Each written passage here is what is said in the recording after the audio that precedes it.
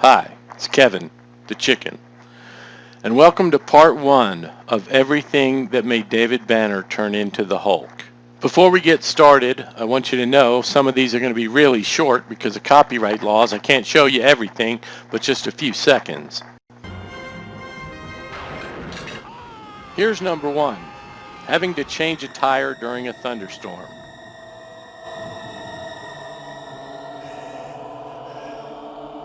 Now this is noteworthy not just for being the first transformation into the Hulk, but it's the first of many car-related transformations. It seems like every time David got behind the wheel of a car, something happened. He got struck by lightning or a tree fell on him or something, and then the very next episode he'd take a job as a chauffeur. You think he'd learn, but he never seemed to. Number two, having nightmares about his dead wife while hooked up to a brain machine in his laboratory. Number three, watching his girlfriend die in a fire that was caused by Jack McGee. Number four, getting beat up by some rednecks and thrown out a door.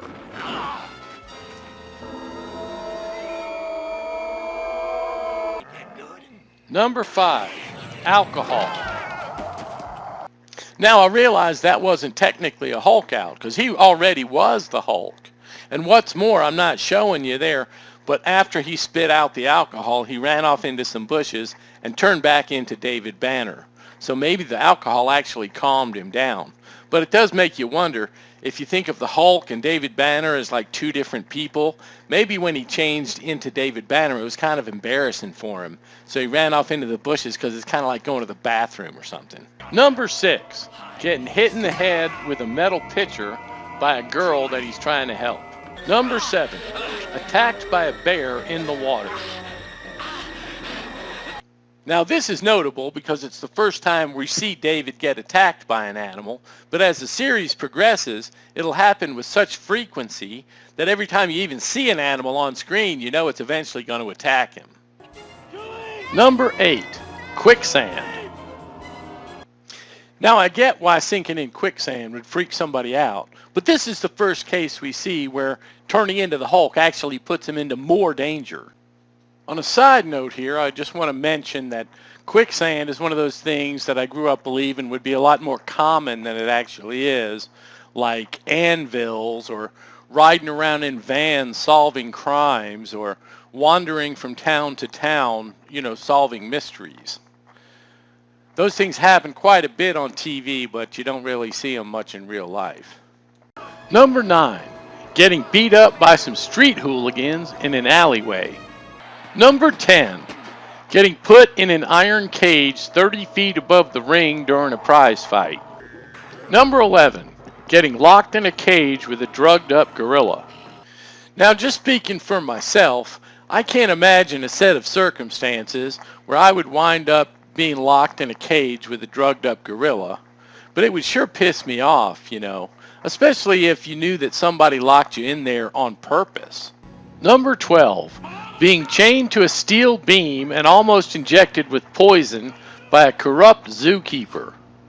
Number 13, attacked by dogs while trying to rescue a random woman screaming for help from her window. Number 14, tied up and put inside a junkyard car crusher. 15, attacked by mobsters in a warehouse.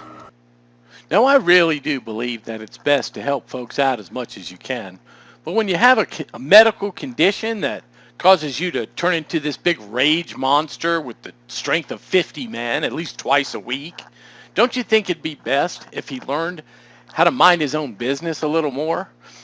I mean, his whole life is dedicated to finding a cure for being the Hulk, and then he takes his jobs working around mobsters and street hooligans and boxers. It just seems a little counterproductive to me. Anyway, moving on. 16, stuck in traffic. I've got to be there by 5. Now this is really the first time we see him losing his shit over stuff that happens to everybody every day. And while it kind of makes him more relatable as a person, it also makes you kind of wonder if maybe gamma rays are not this guy's biggest problem. Number 17, locked in a shipping container and being pushed out the cargo hold of an airliner in flight. Number 18, having to land a 737 with no flight experience. No, I wish that I could show you the entire transformation that happens in the cockpit of this airplane, because normally it takes about 2 seconds on screen for him to change into the Hulk. I don't know how that translates into his time. Does it take him a minute? Does it take him 2?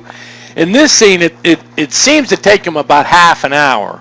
And the whole time he's trying to pull the stick back, the guy in the tower is screaming at him, "Pull to the left, David, pull to the left. You've got to do what you've got to do." And it almost seems more like a scene from Airplane than one from one of those more serious disaster movies, because it's kind of comical. And the whole time, Bill Bixby he looks all bloated and constipated almost, and he's starting to turn green. And I wish that I could show it to you, but I would get a copyright strike on my channel. And again, this is another time when turning into the Hulk doesn't benefit him at all. 19, beaten up by a Las Vegas mobster. Number 20, tied up, pushed into a pit, and buried alive. Number 21, doesn't have change for the payphone. I don't have 25 cents! I love this scene so much that he's banging on the shelf saying, "I don't have 25 cents." It's one of my favorite TV scenes of all time. You don't really see payphones much anymore, but every time I see one, I think of this scene. And it always, you always see David Banner running around after all these scientists trying to figure out a cure for his Hulkness, right? And it seems like he would take any experimental drug.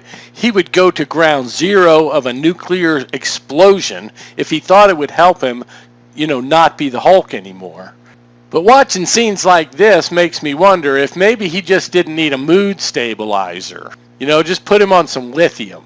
Number 22, having to hotwire a car while being pursued by psycho truckers. Number 23, strapped into a murder machine and injected with morphine sulphite by a baby-stealing obstetrician. Number 24, falling down the stairs. Seriously, that's all. Number 25, trapped under a fallen console after an earthquake at a nuclear facility that's on fire and there's an out-of-control laser beam. So I'm not making it up. He was at a nuclear facility, there was an earthquake, there was a gamma laser that was out of control that set everything on fire, and he was trapped under a console and his girlfriend was unconscious. The only thing I can think of is this was the second to last episode of the first season, and they were probably just throwing everything all together. Anything that they hadn't used yet, they're like, let's just put it all in one episode. Number 26, opening a stuck valve.